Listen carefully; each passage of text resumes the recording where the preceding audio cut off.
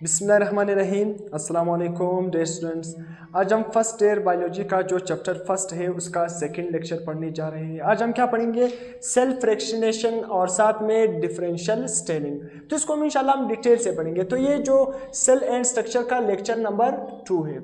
तो cell fractionation, अब आसान अल्फाज में सेल फ्रैक्शनेशन का मतलब क्या है? ये क्या है? बायोलॉजी में कुछ टेक्निक से हम यूज करते हैं सेल फ्रैक्शनेशन, डिफरेंशियल स्टेनिंग, आगे आने वाले माइक्रो डाइसेक्शन, इसको हम ये कुछ टेक्निक से, तो इसको हम पढ़ेंगे। अब सबसे पहले सेल फ्रैक्शनेशन। अब फ्रैक्शनेशन का मतलब क्या होते हैं? पार्ट्स, मतलब फ्रैक्शन बनाना। हाँ, सेल फ्रैक्शनेशन। अब देखो, अगर आप इसका लफ्जी मतलब देखोगे, सेल फ्रैक्शनेशन मतलब सेल्स के क्या बनाना? सेल के बिल्कुल हिस्से, स्मॉल हिस्से, स्मॉल पार्ट्स बनाना। बिल्कुल स्मॉल क्या बनाना? पार्ट्स बनाना। तो what is the meaning of cell fractionation? मतलब सेल के स्मॉल पार्ट्स, छोटे छोटे हिस्से बनाना। अब सेल के छोटे छोटे हिस्से हम किस तरह बना सकते हैं? बहुत ही आसान। ये हमारे पास क्या है? लेट्स सपोज सेल मेम्ब्रेन है, इसके अंदर न्यूक्लियस पाया जाता है, यहाँ पर राइबोसोम वगैरह, गोल्जी ऑपरेटस यहाँ पर पाया जाता है, राइबोसोम वगैरह पाए जाते हैं, माइटोकॉन्ड्रिया पाए जाते हैं। तो देखो, अगर कोई, अब देखो हमने पढ़ा सेल क्या है? स्ट्रक्चर और फंक्शनल यूनिट ऑफ लाइफ। अगर कोई आपसे पूछे सेल खुद किस चीज से बना हुआ है? सेल वो सेल का जो लफ्ज, मतलब वो मैंने बताया कि सेल किससे आया? लैटिन वर्ड सेला से। मगर मैं क्या पूछ रहा हूँ कि सेल खुद किस चीज से बना हुआ है? सेल हमारे पास किस चीज से बना हुआ है? ऑर्गेनेलीज से बना हुआ है। सेल किस चीज से बना हुआ है? ऑर्गेनेलीज से बना हुआ है। तो सेल किस चीज से बना हुआ है?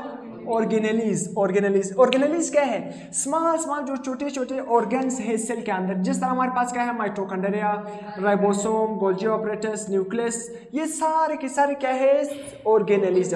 तो जब बहुत सारे ऑर्गेनेलीज आपस में मिल जाएंगे तो वो क्या बनाएगा? सेल्स। तो सेल फ्रैक्शनेशन में हम क्या करेंगे? ये जो सेल के अंदर मुख्तलिफ छोटे छोटे पार्ट्स है, ये जो ऑर्गेनेलीज है, राइबोसोम, न्यूक्लियस, इसको हम क्या करेंगे? बाहर निकालेंगे और इसको स्टडी करेंगे। तो सेल फ्रैक्शनेशन में हमें क्या करना होता है? सेल को छोटे हिस्सों में डिवाइड करना होता है। छोटे हिस्सों में किस तरह? उसको छोटे हिस्सों में हमने तोड़ना होता है। छोटे हिस्से के क्या होते हैं? मतलब राइबोसोम अलग निकालना होता है, न्यूक्लियस अलग, माइटोकॉन्ड्रिया, गोल्जी ऑपरेटस अलग, ताकि हम हर चीज के बारे में क्या है? डिटेल से पढ़ सके। देखो, आजकल हम माइटोकॉन्ड्रिया के बारे में पढ़ते हैं, लाइसोसोम के बारे में पढ़ते हैं, राइबोसोम के बारे में पढ़ते हैं, गोल्जी ऑपरेटस के बारे में पढ़ते हैं। ये हमें किस तरह पता चला? ये हमें सेल फ्रैक्शनेशन के जरिए पता चला। जब हमने सेल की फ्रैक्शनेशन की, सेल को छोटे स्मॉल पार्ट्स में डिवाइड कर लिया, तो हमें सेल के अंदर मुख्तलिफ ऑर्गेनेलीज नजर आ गई। राइबोसोम नजर आ गया, माइटोकॉन्ड्रिया नजर आ गया, न्यूक्लियस नजर आ गया। फिर हमने हर एक को डिटेल से पढ़ा कि न्यूक्लियस का सेल में क्या किरदार है, राइबोसोम का सेल में क्या किरदार है, एंडोप्लाज्मिक का सेल में क्या किरदार है, सब के बारे में हमने स्टडी किया। माइटोकॉन्ड्रिया का क्या किरदार है सेल में। तो ये हमने सेल फ्रैक्शनेशन की टेक्निक से पढ़ा। तो सबसे पहले आते हैं, इसको हम डिफाइन करते हैं कि सेल फ्रैक्शनेशन, एक तो मतलब आपको समझ आ गया। अब हम इसको डिफाइन करते हैं। A laboratory technique cell fractionation, हमारे पास एक लेबोरेटरी टेक्निक होता है used to separate different parts. हमने इस टेक्निक के अंदर क्या करना होता है? हमने सेपरेट करना होता है डिफरेंट पार्ट्स। कौन से पार्ट? सेल के डिफरेंट पार्ट क्या हो सकते हैं? हमारे पास राइबोसोम, माइटोकॉन्ड्रिया हो सकता है, न्यूक्लियस हो सकता है, गोल्जी ऑपरेटस, राइबोसोम हो सकता है। तो ये जो डिफरेंट पार्ट मैंने ब्रैकेट में भी लिखा है, ऑर्गेनेलीज। क्या है? ऑर्गेनेलीज। हमने ये हमारे पास सेल फ्रैक्शनेशन लेबोरेटरी टेक्निक है जिसमें हमने सेपरेट करना होता है सेल के डिफरेंट पार्ट्स। डिफरेंट पार्ट्स का मतलब क्या होता है? सेल के अंदर जो ऑर्गेनेलीज है उसको हमने बाहर निकालना होता है। Different parts of cell, so that each part can be study individually, ताकि हम हर हिस्से को बाहर निकालकर उसको इंडिविजुअली तौर पर क्या कर सके? स्टडी कर सके। माइटोकॉन्ड्रिया को, राइबोसोम को, तमाम जो ऑर्गेनेलीज है उसको बाहर निकाल कर और उसके बारे में स्टडी कर सके। तो ये सेल फ्रैक्शनेशन हो गया। अब आते हैं, इसमें 2 स्टेप होता है, बहुत ही आसान। स्टेप वन में हमने क्या करना होता है? होमोजेनाइजेशन। होमोजेनाइजेशन में का मतलब क्या है? होमोजेनाइजेशन में हमने ये मतलब, होमो का मतलब क्या है? सेम। तो होमोजेनाइजेशन, और जेनेशन का मतलब क्या होता है? या जेनाइजेशन का मतलब क्या है? फॉर्मेशन। हमने क्या करना होता है? सेल का एक मिक्सचर बनाना होता है जिसको हम नाम देंगे होमोजेनाइजेशन। क्या करना होता है? हमने होमोजेनाइजेशन में हमने क्या करना होता है? देखो आसान अल्फाज में, सेल आर ब्रोकन अप। अब सेल अप ब्रोकन, हम सेल को क्या करते हैं? ब्रोक करते हैं। ब्रोक का मतलब क्या है? हमने सेल को मतलब क्या है? टूटाते हैं। सेल को छोटे छोटे हिस्से में तकसीम करते हैं। किस तरह? देखो ये सेल है, जब इसको हम ब्रेकअप करते हैं ना, तो इससे छोटे छोटे राइबोसोम, माइटोकॉन्ड्रिया, सारी चीजें अलग हो जाते हैं या नहीं? तो यहाँ पर होमोजेनाइजेशन का मतलब क्या होता है? होमो का मतलब सेम, जेनाइजेशन का मतलब क्या होता है? फॉर्मेशन। Same formation. हमने सेल का क्या बनाना होता है, एक सेम मिक्सचर बना होता है जो उसका कंपोजिशन एक हो, जिसका कंपोजिशन क्या हो, एक। जिस तरह क्या है, हम कोई भी चीज़ बनाते हैं, जिस तरह हमारे पास कोई भी सोल्यूशन, हम शरबत भी डालते हैं, पानी भी डालते हैं, चीनी भी डालते हैं, जब उसको मिक्स करते हैं तो हमें एक चीज़ नज़र आ जाता है, उसमें हम देखते हैं ना पानी ना शरबत, तो उसे एक किस्म का मिक्सचर बन जाता है, तो उसको हम कहते हैं होमोजेनाइजेशन, जो एक किस्म का मिक्सचर बन जाए। तो सबसे पहले स्टेप होमोजेनाइजेशन। होमोजेनाइजेशन में हम क्या करते हैं, सेल आर ब्रोकन, सेल को हम ब्रेक करते हैं। जब सेल को ब्रेक करते हैं, ओपन टू रिलीज, और सेल ओपन हो जाता है और उससे क्या रिलीज हो जाते हैं, देयर इंटरनल कॉन्टेंट्स, और सेल का इंटरनल कॉन्टेंट बाहर आ जाता है। इंटरनल कॉन्टेंट क्या हो सकता है, फिर से वही न्यूक्लियस, राइबोसोम, एंडोप्लाज्मिक, माइटोकॉन्ड्रिया, तमाम इंटरनल कंटेंट क्या हो जाते हैं, बाहर आ जाते हैं। अब ये जो इंटरनल कंटेंट्स बाहर आ गए ना, ये हम किसके जरिए सेल की होमोजेनाइजेशन करते हैं, मतलब सेल को ब्रेकअप करते हैं, फिर उससे छोटे छोटे पार्ट जो हमारे पास इंटरनल कंटेंट है, ये तमाम ऑर्गेनली बाहर आ जाती है। तो ये सेल की होमोजेनाइजेशन मतलब सेल को जो ब्रेकअप करना, मतलब सेल को क्या करना, ब्रोक करना, छोटे छोटे पार्ट उससे बाहर आना, उससे एक होमोजेनेट मिक्सचर बनाना, ये हम किस मशीन के जरिए करते हैं, होमोजेनाइजर। होमोजेनाइजर के अंदर सेल को डालते हैं और वो सेल को ब्रेकअप करते हैं। जब सेल को ब्रेक करता है तो उसी वजह से सेल के मुख्तलिफ कंटेंट बाहर आ जाते हैं।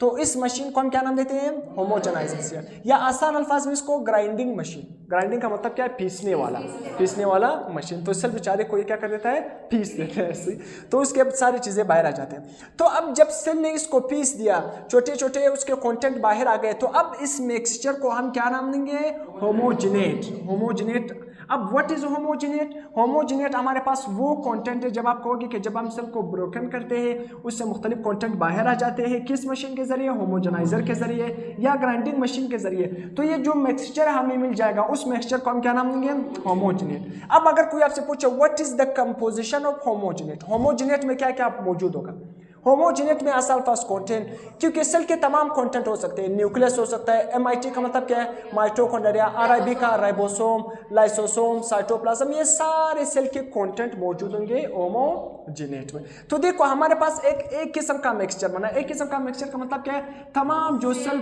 टूट गया उसका एक किस्म का होमोजेनेट मिक्सचर बन गया। अब सेल को तो हमने ब्रेक कर दिया। अब यहाँ पर एक इंपॉर्टेंट बात है, अगर सेल ब्रेक कर गया, सेल का जो मेम्ब्रेन है ये ब्रेक कर गया, इसके अंदर जो ऑर्गेनेलीज है इसका तो भी खतरा है कि अगर हम ब्रेक कर रहे हैं तो हो सकता है ऑर्गेनेलीज क्या हो जाए, ब्रेक हो जाए। तो अब ऑर्गेनेलीज को हमने ब्रेक नहीं करना होता है। अब हमने क्या करना, हम क्या करते हैं इस प्रोसेस में, cold temperature plus isotonic solution. Iso का मतलब फिर से वही, आइसो का मतलब सेम। आइसोटोनिक, आइसोटोनिक सोल्यूशन का मतलब क्या है, ऐसा सोल्यूशन जिसमें सॉल्यूट और सॉल्वेंट की कंसंट्रेशन सेम हो। सॉल्यूट और सॉल्वेंट की कंसंट्रेशन जब सेम होगी तो उसको हम क्या नाम देंगे, आइसोटोनिक सोल्यूशन। तो देखो हम ऐसा सोल्यूशन उठाते हैं, isotonic solution plus cold temperature. मतलब कोल्ड टेम्परेचर का फायदा क्या होता है, कोल्ड टेम्परेचर का फायदा ये होता है कि हमारे पास इंजाइम क्या है, ई का मतलब क्या होता है, इंजाइम। इंजाइम क्या हो जाते हैं, इंजाइम डिस्ट्रॉय, डी का मतलब क्या है, डिस्ट्रॉय।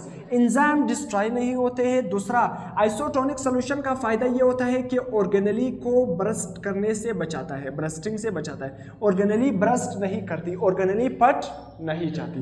तो समझ आ गया, सेल को हमने ब्रेक कर दिया मगर उसके ऑर्गेनेली ब्रेक नहीं कर रहा है। क्यों, क्योंकि हमने cold temperature plus isotonic solution क्या है, इन दोनों को मेंटेन किया था। आइसोटोनिक सोल्यूशन जिसमें हम सॉल्यूट और सॉल्वेंट की कंसंट्रेशन एक जैसे लेते हैं, और साथ में कोल्ड टेम्परेचर, ऐसा टेम्परेचर जिसमें हमारे पास, कोल्ड टेम्परेचर का मतलब क्या है, जो टेम्परेचर कम होता है जिस पर हमारे पास एंजाइम भी क्या हो जाते हैं, डिस्ट्रॉय नहीं होते। तो ये दो कंडीशन हम अप्लाई करते हैं, हमारे पास जो ऑर्गेनेलीज है वो ब्रस्ट भी करती है, और दूसरा क्या है, हमारे पास एंजाइम भी डिस्ट्रॉय नहीं होते।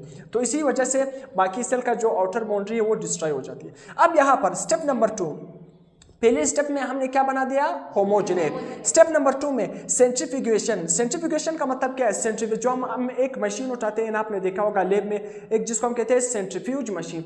सेंट्रीफ्यूज मशीन का मतलब क्या है, किसी भी चीज को क्या है, गोल गोल घुमाती है। से वो किसी भी चीज को गोल गोल घुमाती है, जिसको हम नाम देते हैं सेंट्रीफ्यूज मशीन। और वो जब किसी भी चीज को गोल गोल घुमाती है तो उसमें दो किस्म के फोर्स जनरेट होते हैं, एक सेंट्रीपिटल फोर्स, एक सेंट्रीफ्यूगल फोर्स।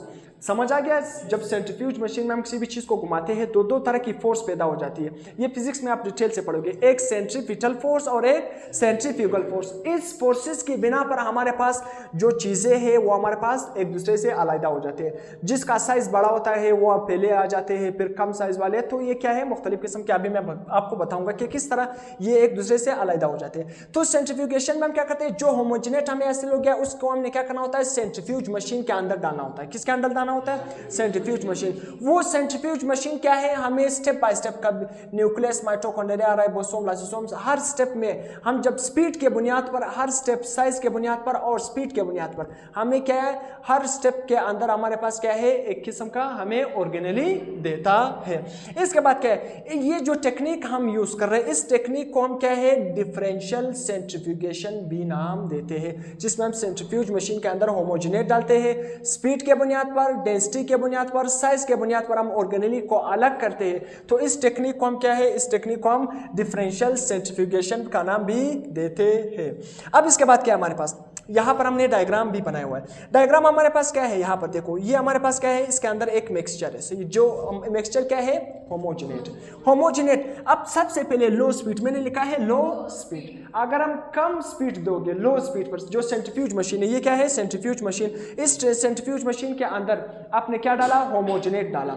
अगर आप सेंट्रीफ्यूज मशीन को कम स्पीड, उसके अंदर बटन लगे होते हैं, स्पीड को बढ़ाओगे कम करोगे, आरपीएम, रेवोल्यूशन पर मिनट में, वहां पर आपको बताते हैं। तो अगर आप कम स्पीड दोगे तो कम स्पीड के बुनियाद पर हमारे पास ये जो नीचे बैठ गए, जो नीचे बैठ गए ना, ये जो ब्लू से मैंने लिखे हुए, जो नीचे बैठ जाते हैं उसको हम पेलेट का नाम देते हैं, जो ऊपर रह जाते हैं उसको हम क्या नाम देते हैं, सुपरनेटेंट।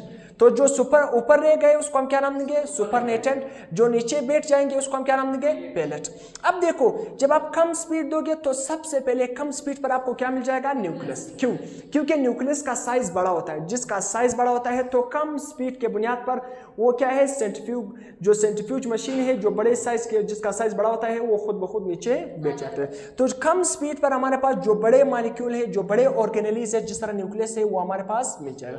तो अगर आप चाहते हो आपको न्यूक्लियस मिल जाए तो आपने सेंट्रीफ्यूज मशीन में स्पीड को क्या रखना होता है, कम स्पीड रखोगे तो आपको क्या मिल जाएगा, न्यूक्लियस मिल जाएगा। तो न्यूक्लियस को निकाल कर हम डिटेल से पढ़ेंगे कि न्यूक्लियस में क्या पाया जाता है, क्या काम है उसका। इसके बाद क्या है, मीडियम स्पीड। अगर आप थोड़ा लो स्पीड के बाद आप मीडियम स्पीड दोगे, दरमियानी स्पीड दोगे, तो दरमियानी स्पीड में फिर से नीचे जो आपके साथ बच जाएगा उसको आप क्या नाम दोगे, पेलेट। जो ऊपर रह जाएगा उसको हम क्या नाम देंगे, सुपरनेटेंट। अब इस केस में जो नीचे बैठ जाएगा मीडियम स्पीड के बुनियाद पर, अब जो मीडियम स्पीड आप दोगे आपके साथ क्या मिल जाएगा, मीडियम साइज के ऑर्गेनेलिज्म। एमटी का मतलब क्या है, माइटोकॉन्ड्रिया और साथ में लाइसोसोम। तो अगर आप मीडियम स्पीड दोगे सेंट्रीफ्यूज मशीन को तो आपके साथ क्या मिल जाएगी, माइटोकॉन्ड्रिया और लाइसोसोम मिल जाएगी। तो समझ आ गया। फिर उसको आप निकालो और आप स्टडी करो। अब इसके बाद जब आप इसको निकालोगे, ये जो ऊपर बच गया सुपरनेटेंट, इसको आप उतारो किसी और, फिर से सेंट्रीफ्यूज मशीन में डालो। ये नीचे वाले पेलेट को निकालो, सुपरनेटेंट को फिर क्या करो, आपके साथ सेंट्रीफ्यूज मशीन में डालो। अब आप क्या करो, हाई स्पीड दो। क्या दो, हाई स्पीड। फिर से उसी तरह आपके साथ सुपरनेटेंट भी बच जाएगा और पेलेट भी आ जाएगा। जो पेलेट में आ जाए उसको हम बाहर निकालते हैं। पेलेट में इस केस में माइक्रोसोम, छोटे छोटे बॉडीज आपको मिल जाएगी जो एंडोप्लाज्मिक रेटिकुलम से बनते हैं। तो ये जो माइक्रोसोम आपको मिल जाएंगे। आप वेरी हाई स्पीड, अब बहुत ज्यादा स्पीड दो। अब क्या है, हाई स्पीड से क्या कर दो, हाई, वेरी हाई। अगर आप क्या करोगे, स्पीड को बहुत ज्यादा बढ़ाओगे, तो स्पीड को और ज्यादा बढ़ाओगे तो जो सबसे कम साइज वाले पार्टिकल होते हैं, जो सबसे हल्के पार्टिकल होते हैं, तो ज्यादा स्पीड दोगे वो क्या हो जाएंगे, नीचे की तरफ बैठ जाएंगे। अब जो सबसे कम साइज वाले पार्टिकल जिस तरह राइबोसोम में, वो यहाँ से पेलेट में बैठ जाएंगे और ऊपर क्या बन जाएगा, सुपरनेटेंट। अब जब सारे छोटे साइज वाले पार्टिकल भी मतलब क्या है, निकल जाए, तो बहुत ज्यादा स्पीड दोगे, वेरी हाई स्पीड दोगे, तो इस केस में जो पेलेट आएगा वो क्या होगा, राइबोसोम होगा, ऊपर सुपरनेटेंट बच जाएगा। तो ये सारी चीजें हमने निकाल दी, छोटे साइज के पार्टिकल भी निकाल दिए हाई स्पीड पर। अब फिर भी हमारे पास सुपरनेटेंट बच गया। अब ये जो सुपरनेटेंट होगा इसको हम क्या नाम देंगे, साइटोसोल। साइटोसोल हमारे पास क्या है, साइटोप्लाज्म, जो जेल लाइक पार्टिकल होता है उसको हम क्या नाम देते हैं, एक साइटो, हमारे पास क्या है, जो साइटोप्लाज्म है। देखो यहाँ पर मैंने लिखा है साइटोप्लाज्म, यहाँ पर जो साइटोसोल बच गया ना, ये देखो ये क्या है हमारे पास, इसको हम क्या नाम देंगे, साइटोसोल। तो ये साइटोसोल को आप मुख्तलिफ और टेक्निक के जरिए क्या कर सकते हो, अलग कर सकते हो। जो साइटोप्लाज्म बच गया ना, जिसको हम नाम देते हैं साइटोसोल। तो इसको हम साइटोप्लाज्म में डिटेल पढ़ेंगे कि साइटोसोल कौन सा पार्ट होता है, एक साइटो मतलब हमारे पास विस्कस पार्ट होता है, एक जेली पार्ट होता है, उसको हम वहां पर पढ़ेंगे। तो ये जो अभी सुपरनेटेंट बच गया ना, इसको हम क्या नाम देंगे, साइटोसोल। इसको हम मुख्तलिफ टेक्निक से अलग करते हैं। तो देखो किस तरह स्पीड के बुनियाद पर हमने क्या कर दिया, मुख्तलिफ ऑर्गेनेलिस को सेल से बाहर निकाल दिया और रिट्रीव कर दिया, बहुत ही आसान। अब देखो ये तमाम इंफॉर्मेशन को आप एक फ्लो चार्ट के अंदर भी याद कर सकते हो। क्या, एक फ्लो चार्ट के अंदर। फ्लो चार्ट के अंदर किस तरह, सेल्स है ना, कोई भी सेल्स है, प्लांट सेल उठा लिया, कोई भी सेल आपने उठा लिया, उस सेल को आपने क्या कर दिया, होमोजेनाइजेशन। होमोजेनाइजेशन का मतलब क्या है, सेल ब्रोकन, सेल को आपने ब्रेकअप कर दिया, ब्रोकन कर दिया। तो उसके जरिए हमारे पास क्या बन जाएगा, होमोजिनेट। होमोजिनेट कौन बनाएगा, जो सेंट्रीफ्यूज मशीन है। अगर आप सेंट्रीफ्यूज मशीन के अंदर डालोगे तो क्या बन जाएगा, होमोजिनेट बन जाएगा। होमोजिनेट हमारे पास क्या है, होमोजिनेट अगर आप क्या है, लो स्पीड, LS का मतलब क्या है, लो स्पीड। लो स्पीड सेंट्रीफ्यूगेशन, अगर आप लो स्पीड सेंट्रीफ्यूगेशन करोगे, लो स्पीड सेंट्रीफ्यूगेशन पर आपके साथ क्या मिल जाएगा, न्यूक्लियस। न्यूक्लियस पेलेट, पेलेट में क्या मिल जाएगा, न्यूक्लियस। तो एमसीक्यूज के लिए आपने याद रखना है, लो स्पीड पर आपके साथ क्या मिल जाएगा, पेलेट में न्यूक्लियस। मीडियम स्पीड, सी का मतलब क्या है, सेंट्रीफ्यूगेशन। मीडियम स्पीड सेंट्रीफ्यूगेशन पर आपके साथ क्या मिल जाएगा, माइटोकॉन्ड्रिया और लाइसोसोम। HSC का मतलब क्या है, हाई स्पीड सेंट्रीफ्यूगेशन। तो हाई स्पीड सेंट्रीफ्यूगेशन पर आपको क्या मिल जाएंगे, माइक्रोसोम, छोटे छोटे बॉडीज, वेसिकल मिल जाएंगे। और वेरी हाई स्पीड सेंट्रीफ्यूगेशन पर आपको क्या मिल जाएगा, राइबोसोम मिल जाएगा। और जो कुछ पार्टिकल बच गया साइटोसोल, वो फिर हम मुख्तलिफ टेक्निक के जरिए अलहदा करते हैं। तो ये प्रोसेस हुआ सेल का फ्रैक्शनेशन। अब दूसरा जो टेक्निक है, डिफरेंशियल स्टेनिंग। स्टेनिंग का मतलब क्या है, कलर देना। क्या देना, कलर देना। तो वो सेल, आसान अल्फाज में वो सेल जो कलर लेगा ना, अब देखो कुछ हमारे पास, हम स्टेनिंग क्यों करते हैं, सेल को कलर क्यों करते हैं, क्योंकि सेल में कुछ इस तरह ऑर्गेनेलिज होती है जो बिल्कुल ट्रांसपेरेंट होती है। क्या होती है, ट्रांसपेरेंट, बिल्कुल साफ शिफाफ होती है, हमें नजर नहीं आती है, हम डिफ्रेशिएट नहीं कर सकते। तो ट्रांसपेरेंट होती है, तो इसी बना पर हम इसको क्या करते हैं, सेल को क्या देते हैं, स्टेन देते हैं। एक को एक किस्म का स्टेन देते हैं, एक को दूसरे किस्म का स्टेन देते हैं, और हमें समझ आ जाता है कि ये कौन सा, ये हमारे पास कौन सा ऑर्गेनेलिज है और ये कौन सा ऑर्गेन। न्यूक्लियस के लिए हम एक खास स्टेन यूज करते हैं, साइटोप्लाज्म के लिए हम एक खास स्टेन यूज करते हैं। तो इस तरह हमें वो फिर डिफरेंशिएट करना आ जाता है कि ये साइटोप्लाज्म है और ये न्यूक्लियस है, क्योंकि सारे ट्रांसपेरेंट होने की वजह से फिर हम डिफरेंशिएट नहीं कर सकते कि ये साइटोप्लाज्म है या न्यूक्लियस। तो फिर हम स्टेन देते हैं। तो स्टेन का फायदा क्या है, जो भी सेल, जिस सेल को हम स्टेन देते हैं, कलर देते हैं, तो उस सेल को हम क्या नाम देंगे, क्रोमाटिक सेल। क्या नाम देंगे, क्रोमाटिक। उसको हम क्या नाम देंगे, क्रोमाटिक। क्रोमा का मतलब क्या है, कलर। तो डिफरेंशियल स्टेनिंग में हम क्या करते हैं, बायोलॉजिकल स्ट्रक्चर होते हैं जो हमारे पास, वो ट्रांसपेरेंट होते हैं, बिल्कुल साफ शिफाफ होते हैं, कैन नॉट सी क्लियरली, उसको हम बिल्कुल क्लियरली नहीं देख सकते। तो उसको हम क्या करते हैं, वी स्टेन दी स्ट्रक्चर, उस स्ट्रक्चर को हम स्टेन करते हैं टू ऑब्जर्व देम। और फिर उस जब स्टेन कर देते हैं, फिर हम उसको आसानी से क्या कर सकते हैं, पहचान सकते हैं, ऑब्जर्व कर सकते हैं। स्टेनिंग के दो तरीके, दो टाइप्स होते हैं, एक सिंगल और एक डबल। सिंगल का मतलब क्या है, एक, जिसमें हम एक स्टेन यूज करें, एक कलर यूज करें, तो उसको हम क्या नाम देंगे, सिंगल स्टेनिंग। तो इसमें हम कौन सा स्टेन यूज करते हैं, बोरेक्स सेरामाइन। एमसीक्यूज के लिए याद रखना है, सिंगल स्टेनिंग में हम क्या यूज करते हैं, बोरेक्स सेरामाइन। डबल स्टेनिंग में दो स्टेन को यूज करना, कौन से, दो स्टेन। हम अक्सर क्या यूज करते हैं, डबल स्टेनिंग। हिस्टोलॉजी में जब हम सेल को क्या है, हिस्टोलॉजी में आपको सेल की हिस्टोलॉजी पढ़ोगे, आगे जाकर एमबीबीएस करोगे ना, तो आपको वहां पर दो किस्म के स्टेन होते हैं, जिसको हम क्या नाम देते हैं, H एंड E स्टेन। क्या नाम देते हैं, H एंड E स्टेन। तो डबल स्टेनिंग में हम दो स्टेन यूज करते हैं, और वो कौन से, H एंड E स्टेन। तो ये आपने याद रखना है, H and E stain, H and E stain. अब H हमारे पास, H का मतलब क्या है, हीमोटॉक्सिलिन। हीमोटॉक्सिलिन, और हीमोटॉक्सिलिन हम किसके लिए यूज करते हैं, न्यूक्लियस को स्टेन करने के लिए। और इओसिन, ई का मतलब क्या होता है, इओसिन, और ये इओसिन हम किसको स्टेन करने के लिए, साइटोप्लाज्म को स्टेन करने के लिए इस्तेमाल करते हैं।